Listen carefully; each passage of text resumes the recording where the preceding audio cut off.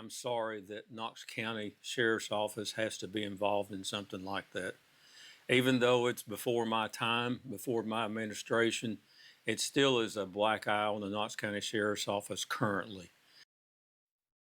For the first time, we are hearing from the Knox County Sheriff in a one-on-one interview following the indictment of almost a dozen people with ties to his office. 11 men in all face felony charges in a sweeping theft conspiracy case. A conviction threatens these veteran law enforcement officers with prison time and the loss of tens of thousands of dollars in pension money.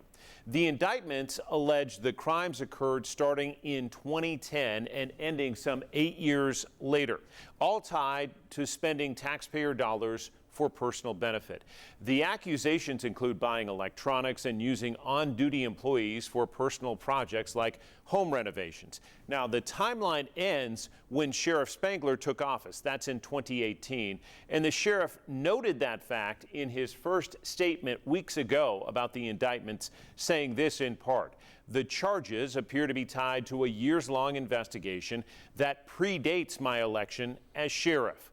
Sheriff Spangler immediately placed the 5 current employees on leave. He has worked closely with several of them for years, and for the first time tonight, we are hearing from the sheriff about how this case impacted him personally in the final weeks of his tenure. It does. It hurts because I know that their career, and I know maybe even their livelihood is done. It's over with. It's ruined. Whether they're found innocent, if the charges end up being dropped, it still doesn't matter. It's ruined these men's lives, and I feel for them for that. I stepped out and endorsed one of them that was indicted, and so how does that make me look? I was going on the information from the FBI that told me that no, because I specifically asked, is David Ambren going to be charged with anything, or is there anything else you're looking at? And I was told no. If I had been told some of the things that was going on, I could have done my own internal investigation, but I never was given any information to be able to make that happen. Outcome today makes me look bad, and I have to live with that, and I do. I take that responsibility, but the responsibility that I know that I'm taking on goes back previous to my administration.